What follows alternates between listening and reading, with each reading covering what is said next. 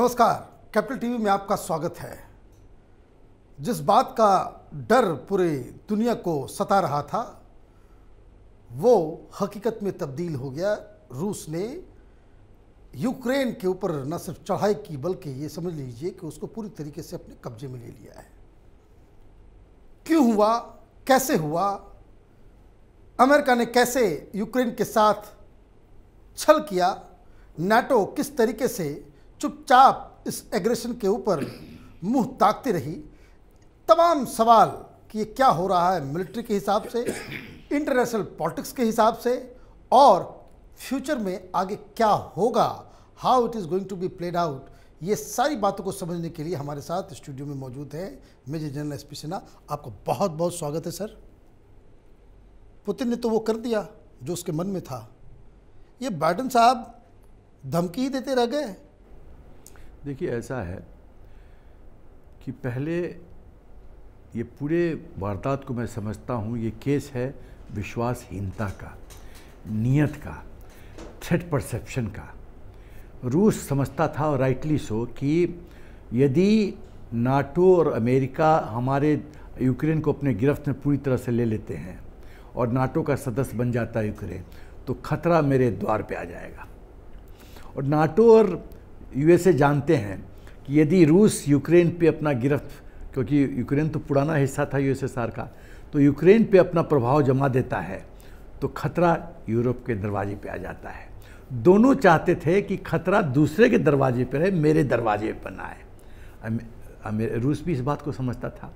फिर 30 साल से रूस समझा रहा था कि आप जो की इशूज़ है, रूस ने की इशूज़ का जो मेंशन उल्लेख किया था कि आप यूक्रेन को नाटो का सदस्य ना बनाएं। दूसरा कि 27 मई 1997 के बाद जो कोई भी देश नाटो का सदस्य बना है, आप उसमें ट्रुप्स डिप्लॉयमेंट ना करें। तीसरा कि आप पूर्वी दिशा में रूस की तरफ ट्रुप्स एक्सपेंशन ना करें।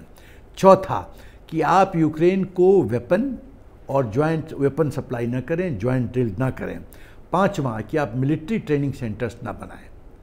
अब अमेरिका और नाटो को ये एक्सेप्टेबल नहीं था कि उनकी नीयत ठीक नहीं थी। तो सवाल यह है कि पुतिन की जो, देखिए, जो यूएसएसआर का ब्रेकडाउन हुआ तो एक वैक्यूम में एक नया लीडर, परिस्थिति एक नया लीडर बनाती है, तो पुतिन को प्रकृति ने बनाया। पुतिन बहुत ही एम्बिशियस, महत्वाकांक्षी लीडर हैं।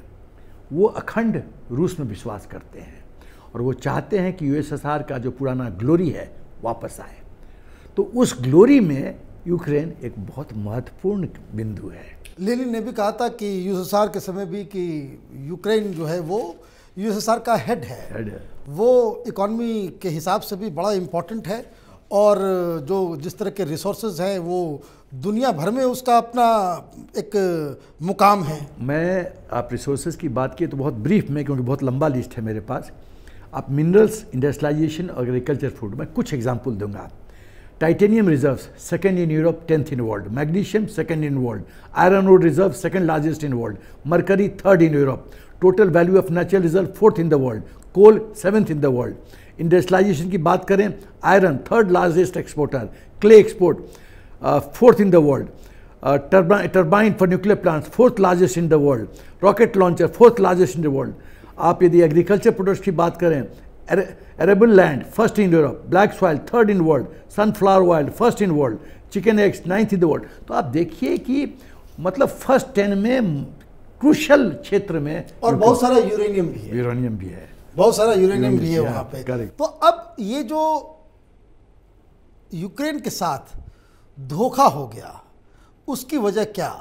ये हम यूक्रेन के प्रेसिडेंट को हम दोषी माने या फिर नाटो के लीडर्स को हम दोष ठहराएं? एकदम मेरा ख्याल है जो मुख्य दोष है वो है प्रेसिडेंट यूक्रेन का, मिस्टर जेलेंस्की। सवाल ये है कि देखिए, जब आप वॉर गेमिंग करते हैं, माइंड में बैटल रीडिंग करते हैं, तो आपको hope for the worst best and cater for the worst, ये हम लोग का आर्मी की सिखलाई है। Hope for the best, cater for the worst, contingency planning. ऐसा होगा तो क्या करोगे, ऐसा होगा तो क्या करोगे। मेरा ख्याल है कि ज़ेलेंस्की के जो अपना प्रेसिडेंट यूक्रेन है, उनके जो एडवाइज़र, मिलिट्री एडवाइज़र, या तो उनकी काबिलियत ठीक नहीं है, क्योंकि उन्होंने बैटल लीडिंग ठीक से किया नहीं। लेकिन फिर भी ये तो अमेरिका की तरफ से बार बार ये कहा जा रहा था कि I will help you, I will help you, help आया ही नहीं। देखिए, वही तो मैं बोल रहा हूँ कि यदि across the table president Ukraine ये पूछते हेल्प यू बोल रहे हो कैसे, कि आप मुझे मिलिट्री रूप से, यदि रूस घुसता है हमारे देश में, troops on the ground hook करोगे, पैसा दोगे, इक्विपमेंट दोगे, मिलिट्री इक्विपमेंट, टैंक्स डिप्लॉय करोगे, एयर स्पेस सिक्योर करोगे, क्या करोगे? ये सब तो कुछ फैसला हुआ नहीं, क्योंकि अभी खुद प्रेसिडेंट बोल रहे हैं कि मेरे साथ धोखा हुआ है, मैं अकेला हो गया। अकेला हो गया क्योंकि कल जिस तरह से बाइडेन ने प्रेस कॉन्फ्रेंस की और सीधा सीधा कह दिया कि we will not get into Ukraine के अंदर घुस करके हम रशियंस के साथ लड़ाई नहीं लड़ेंगे। अगर वो रोमानिया या बल्गारिया या नेटो के किसी कंट्री के अंदर वो एक कदम भी रखेंगे, तब हम अपने आर्टिकल 5 को इन्वोक करेंगे। तो ये मौका तो आएगा नहीं, ये मौका तो आएगा नहीं। तो फिर इसका मतलब ये है कि दुनिया इस कत्लेआम और इसको कह सकते हैं कि ये पाप हो रहा है कि किसी भी सॉवरन कंट्री के ऊपर कोई भी ताकतवर मुल्क अपने आर्मी को भेज दे और उसको कब्जा जमा ले। हमारे बिहार में एक कहावत है कि चढ़ाने वाले कहते हैं चढ़ जा बेटा बांस पे, और फिर सीढ़ी खींच लेते हैं। वही कहानी हुआ है यूक्रेन के साथ। चढ़ जा बेटा बांस पे, वो तो चढ़ गया, वो तो पंगा लेने के लिए तैयार हो गया कि हम रूस को देख लेंगे। अब देखिए स्थिति, 10 किलोमीटर दूर है पुतिन के टैंक्स। अब ये बताइए कि क्या यूक्रेन के साथ दुनिया अब खड़ी नहीं होगी? अब क्या खड़ी होगी? अब तो यूक्रेन लड़ाई हार चुका है। अभी 10 किलोमीटर मतलब ये 3-4 घंटे का खेल है। रूस ने बहुत चालाकी के साथ पूरा यूक्रेन के, आप देखिए कि 15 शहरों को अपने गिरफ्त में ले लिया है। तो पूरा तो बॉर्डर सिक्योर कर लिया, वो एंट्री कोई किसी का नहीं हो सकता। अब कीव से वो 10 किलोमीटर दूर है। एक टैंक को 10 किलोमीटर दूरी तय करने में कितना टाइम लगता है? हालांकि 2 ब्रिज उड़ा दिया है यूक्रेन ने खुद, टैंक्स के मूवमेंट को इम्पीड करने के लिए, रोकने के लिए, गति कम करने के लिए रोक दिया है। लेकिन फ्रेश पॉन्टून ब्रिज बनाने में कितना टाइम लगता है? 35 मिनट। 35 मिनट। तो यदि 2 ब्रिज मतलब 35 मिनट, मैं तो 4 गुना टाइम दे रहा हूँ, 2 घंटा मान लो।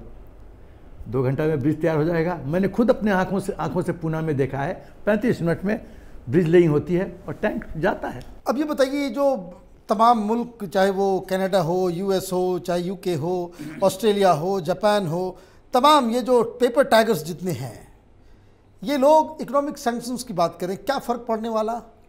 देखिए, इकोनॉमिक सैंक्शंस के एक्चुअली मुझे लगता है कि कहीं ना कहीं अमेरिका और नाटो मिसरीड किए, वॉर गेमिंग में गलत गए और पुतिन के डिटर्मिनेशन को कम समझे। उन्होंने सोचा इकोनॉमिक सैंक्शन लगाएंगे, स्विफ्ट से हटा देंगे, डॉलर एक्सेस बंद कर देंगे। ब्रिटिश का प्रीमियर प्रधानमंत्री बोलता है कि रशियन के जितने कंपनीज हैं लंदन में, उनको हम कैपिटल रेज नहीं करने देंगे, एक्सपोर्ट कंट्रोल लगाएंगे। 5 चीज़ बोला था उन्होंने। हुआ? स्विफ्ट से बाहर निकाला? नहीं निकाला। रशिया के 5 जो कंपनी है, मेजर कंपनी जो ऑयल में डील करते हैं, उस पर बैन लगाया? नहीं लगाया। तो सवाल ये पैदा होता है कि आप यदि कुछ बोलते हो, उस पर हरकत नहीं करते हो, इसका मतलब है कि अपोजिंग, आपका जो ओपोनेंट है वो समझता है कि आप डिली डैली कर रहे हो, आप भ्रम में हो, उसको वो गैप को एक्सप्लॉइट करता है, ब्रिजेट बनाता है और आपको तोड़ देता है। वही पुतिन ने किया। और पुतिन ने इस बार अमेरिका और नाटो का ब्लफ कॉल किया है। एग्जैक्ट मैं कहता हूँ ब्लफ कॉल किया है। शो, मैं ये कर रहा हूँ, शो तो पूरा एक्सपोज हो गया। क्या show? Bad show. United states की रिलायबिलिटी, एक डिपेंडेबल विश्वास करने वाला एलाई खत्म हो चुका है। Afghanistan proof number 1, Ukraine proof number 2। कौन विश्वास करेगा अमेरिका पे? अमेरिका भी कहेगा भी डोंट वरी, मैं आपको मदद करूंगा। तो लोग बोलेंगे अफगानिस्तान में क्या किया भाई, यूक्रेन में क्या किया, कौन विश्वास? ये सब तो आपके ही बदौलत, आपके तो ऊपर आश्रित होकर के ये सारा काम कर रहे थे। तो सवाल है कि देखिए, मैं बता रहा हूं कि अंतर्राष्ट्रीय स्तर पे मैं समझता हूं लॉ ऑफ जंगल है। सर्वाइवल ऑफ द फिटेस्ट, बड़ी मछली छोटी मछली को खाती है। तो छोटी मछली को यदि अपने आप को बचाना है तो आत्मनिर्भर होना पड़ेगा। इसका मतलब अपना साइज बढ़ा के बड़ी मछली के टक्कर में आना पड़ेगा। यदि एक्सपेक्ट करता है कि कोई मल्लाह या कोई आके आपको मदद करेगा, भूल जाइए। ये बताइए कि कुछ लोग ये भी कह रहे हैं कि अगर ट्रंप होता बाइडेन की जगह तो खेल कुछ और होता। हो सकता है, क्योंकि देखिए मिस्टर ट्रंप बहुत ही डिसाइसिव और बहुत ही मूडी व्यक्ति थे। वो ऐसे ज़्यादा किंतु परंतु में नहीं पड़ते थे, ताल ठोक के घुस जाते थे कि हाँ जोगा देखा जाएगा, पहले मैं तो संदेश तो दे दूँ। ये बहुत बड़ा बॉडी पोस्चरिंग इंपॉर्टेंट है लाइफ में। यदि अपोनेंट जानता है कि आप पर दबाव डालेगा तो आप हेजिटेट करोगे, एक कदम पीछे लोगे तो बाउंस बैक करेगा। लोग कहते हैं कि शेर की आंखों में भी आंख डाल के देखो तो शेर थम जाता है, जंगल का ये रूल है। शेर की आंखों में आंख डाल को वो डर जाता है, ये कौन है कि मेरी आंखों से आंखों मिला रहा है। लेकिन जहां आपने झपकी मारा शेर दबोच लेगा आपको। वही किया रूस ने, अमेरिका ने, नाटो ने झपकी मारा, दबोच लिया यूक्रेन को। ये धमकी भी दी जा रही है और सब तो मुझे लगता है कि सब ये हवाई बातें हैं कि जो लोग रूस के साथ जाएंगे, बाइडेन साहब का कल का बयान था उसको हम देख लेंगे, हम ये कर देंगे वो कर देंगे, बट हो कुछ नहीं रहा। ये है होक्स, खाली हवा, खाली शब्द, ग्राउंड पे जीरो। दुनिया आजकल इतनी बेवकूफ़ नहीं है, दुनिया समझ रही है ये कर दें वो कर, तो किया क्यों नहीं। अब ये बताइए कि ये तो फिर तो ये जो हमारे पास जो यूएनओ है, ये तो डिबेटिंग क्लब के अलावा कुछ बचा नहीं। देखिए यूनाइटेड नेशंस ऑर्गेनाइजेशन का जन्म हुआ क्योंकि लीग ऑफ नेशंस का जो फेलियर हुआ, फर्स्ट वर्ल्ड वॉर के बाद लीग ऑफ नेशंस बना, लीग ऑफ नेशंस के फेलियर के कारण वर्ल्ड वॉर टू हुआ। अब यूनाइटेड नेशंस के फेलियर के कारण वर्ल्ड वॉर 3 जब भी होता है उसका मुख्य दोषी होगा यूनाइटेड नेशंस। क्यों? आप देखिए चाइना अनक्लॉज के जो प्रावधान है उसका अनादर करता है, कुछ नहीं होता है। रूस कुछ भी कहिए, यूक्रेन आज सॉवरन स्टेट है, उसमें घुस गया, गलत है। क्या कर दिया यूनाइटेड नेशंस ने? आज की तारीख में स्पेशल इमरजेंसी मीटिंग आज तक क्यों नहीं बुलाई गई? क्यों नहीं? जो अच्छा, ये लोग डरते हैं कि रशिया जो है वो ब्लॉक कर देगा क्योंकि वीटो पावर है। हाँ। सवाल ये पैदा होता है कि यूनाइटेड नेशंस के यूएनएससी में रूल ऑफ मेजॉरिटी का प्रावधान क्यों नहीं है? क्या किसी भी लीगल सिस्टम में सब जज, मान लीजिए 5 मेंबर बेंच है, 5 हाँ बोलते हैं? इम्पॉसिबल। राम मंदिर में 5 मेंबर ने हाँ बोला था, 4 बोलता हाँ, 1 बोलता ना, बस मेजॉरिटी प्रिवेल्स। फंक्शनिंग में प्रॉब्लम है यूनाइटेड नेशंस का, यूनाइटेड नेशंस का या अपना FATF का फंक्शनिंग का तरीका चेंज कर। आप रूल ऑफ मेजॉरिटी ले आइए, देखिए खेल कैसे पलटता है। तब तो यदि United Nations rule of majority होता तो रूस ब्लॉक नहीं कर सकता था, वीटो पावर नहीं कर सकता था, कहानी बदल जाती।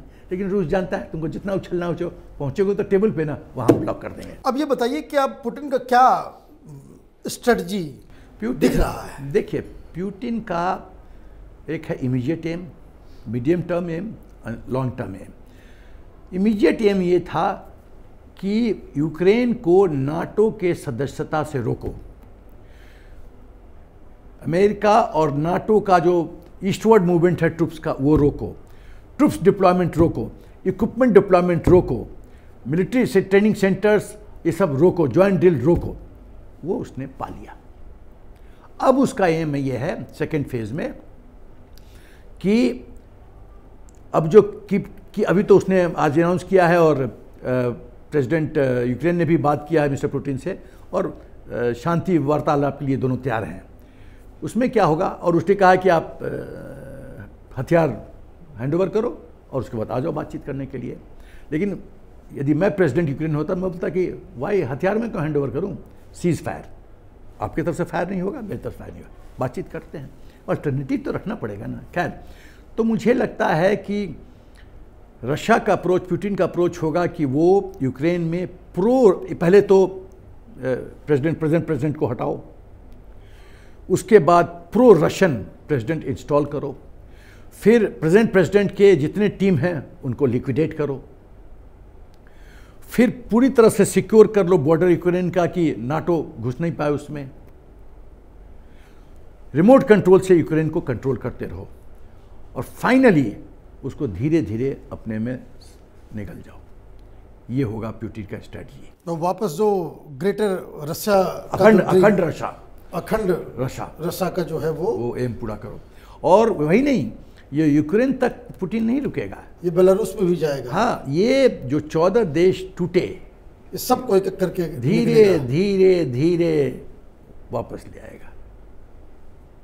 और वहाँ तो इलेक्शन तो होता नहीं, होता डिक्टेटरशिप, वो तो डिक्टेटरशिप है। ये तो, और ये भी है कि चाहे वो रशिया हो चाहे फिर वो यूक्रेन हो, डेमोक्रेसी नाम की कोई चीज़ नहीं है, वो तो पुराना ही टोटलिटेरियन। अभी एक चीज़ और देखिए, अभी और देखिए, हम नाटो में देख लीजिए, और इसी का फायदा जब आप एज ए सेनापति मैं देखता हूं कि अपोनेंट के कैंप में डिवीजन है, तब तो मैं उस डिवीजन को और शार्प करूंगा। टर्की ने अभी क्या क्रिटिसाइज किया कि यूक्रेन में जो समस्या है उसका मुख्य दोषी नाटो है। टर्की तो नाटो का सदस्य है, तो नाटो का सदस्य ये बोल रहा है, तो रशिया तो बहुत खुश है कि नाटो में डिवीजन है। तो जब आप एक एज कॉमन फ्रंट नहीं प्रोजेक्ट करते हैं तो अपोनेंट तो फायदा उठाएगा। वही ये, और एक और बड़ी बिंदु है, ये पूरा वारदात दिखाता है पुतिन का स्ट्रॉन्ग इच्छा शक्ति और मिस्टर बाइडेन की पुअर लीडरशिप। और पुअर लीडरशिप हमने अफगानिस्तान में भी देखा और यहाँ भी देख रहे हैं। ये किंतु परंतु, हाँ ना, ये वाला वर्ल्ड लेवल पे ये हाँ ना लीडरशिप नहीं चलता है। मतलब कुल मिलाकर के ये कहा जा सकता है कि अटैक पुतिन ने किया, टेरिटरी या जो लॉसेस जो है वो यूक्रेन ने झेला, और इज्जत यूनाइटेड स्टेट ऑफ अमेरिका की चली गई। ये सारा चीज़ हो रहा है, ये डेवलपिंग स्टोरीज़ है। हम लगातार इस स्टोरी पे बने रहेंगे। जनरल साहब के साथ हम फिर भी बातचीत करते रहेंगे। अगर ये वीडियो आपको अच्छा लगे तो आप इसे शेयर करें और कैपिटल टीवी को सब्सक्राइब करें। धन्यवाद।